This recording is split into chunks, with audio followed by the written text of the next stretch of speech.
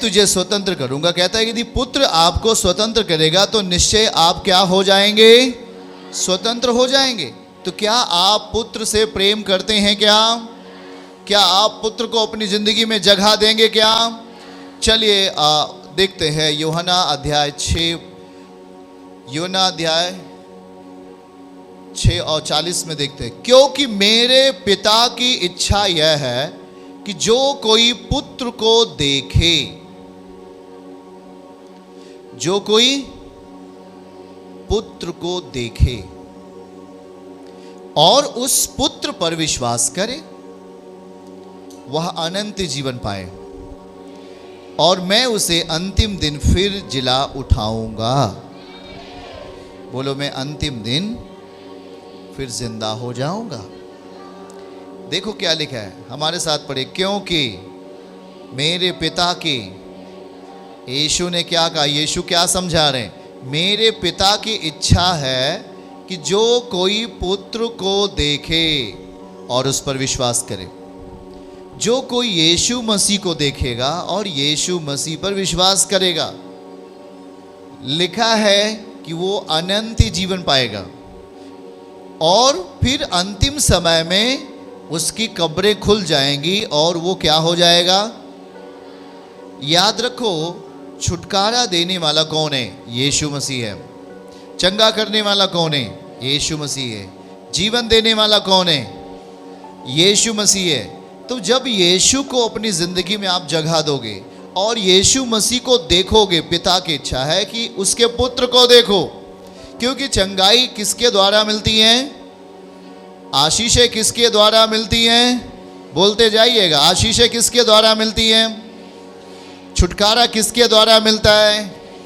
मेरे जीवन के समाधान कैसे होते हैं? मुसीबतों का हल कैसे होगा? कर्ज कैसे खत्म होगा? मेरे आंसू कैसे पोंछे जाएंगे? यीशु मसीह ही है जो हमारे आंसुओं को पोंछ सकते हैं। आमीन। क्योंकि वो दया करने वाले पिता हैं। दूसरा कुरिन्थियों पहला अध्याय 3 और 4 आयत अगर आप नोट करें तो नोट कर सकते हैं। यीशु मसीह वहां पर वचन में लिखा है, पौलुस कह रहे थे यीशु मसीह दया का पिता है। कौन सा पिता है? बोलते जाओ, बोलिए, दया का पिता है और सब प्रकार की शांति का परमेश्वर है।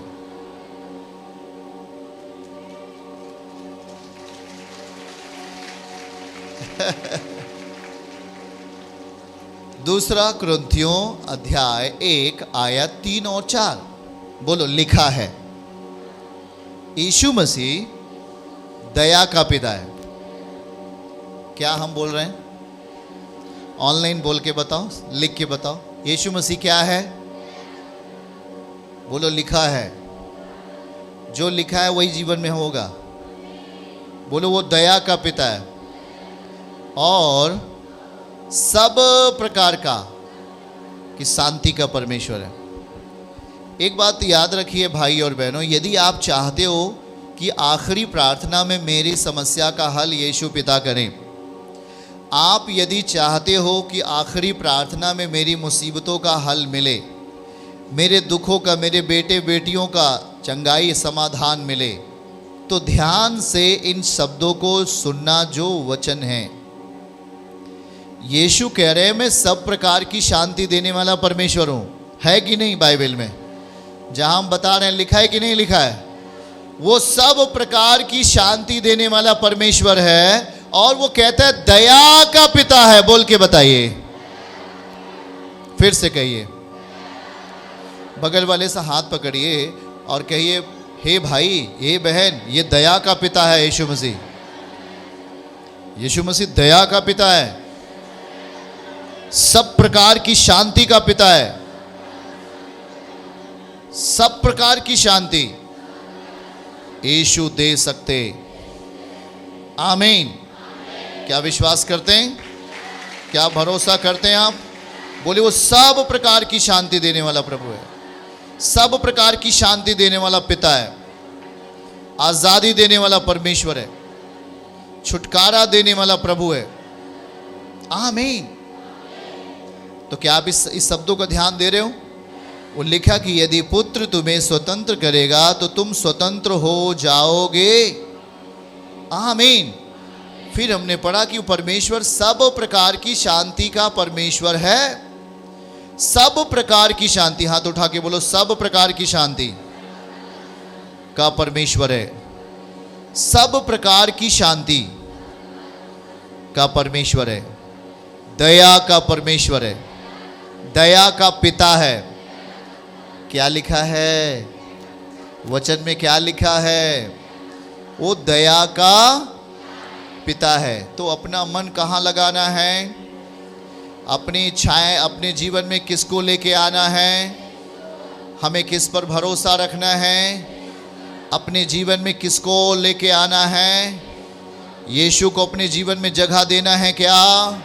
प्रभु को अपनी जिंदगी में जगह देना है क्या?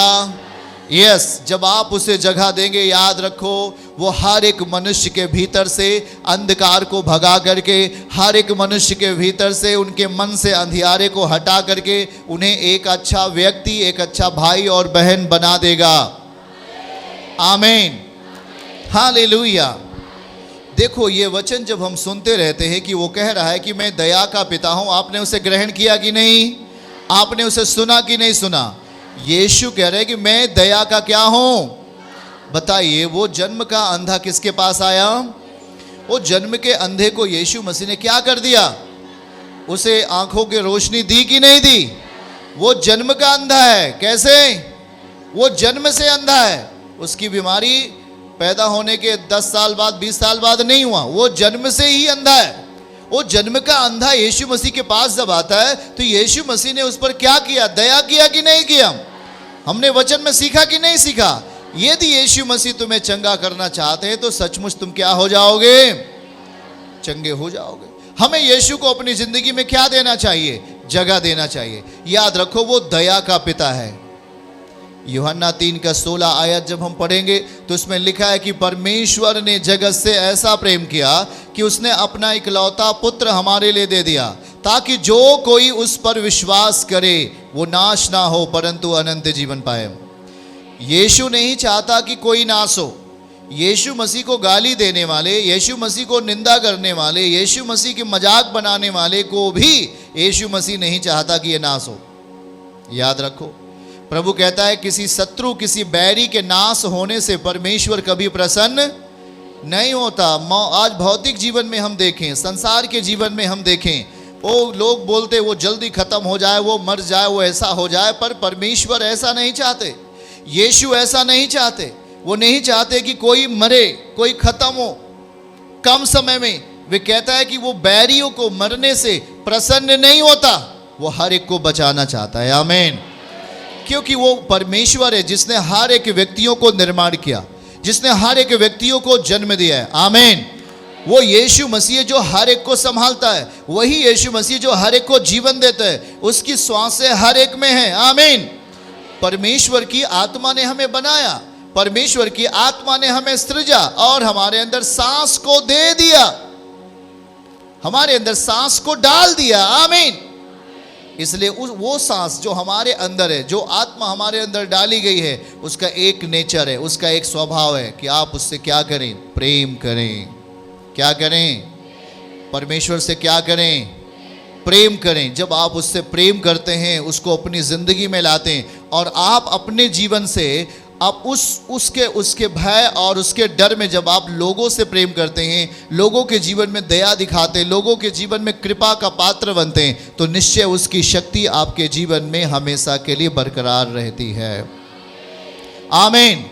चर्च की सभी प्रार्थनाओं को और परमेश्वर के दास के द्वारा टीचिंग सुनने के लिए और अपडेट्स को जानने के लिए हमारे इस चैनल को सब्सक्राइब करें और साथ में बेल आइकन को जरूर दबाएं, ताकि जब भी लाइव प्रार्थना हो तो सबसे पहले आप देख सकें।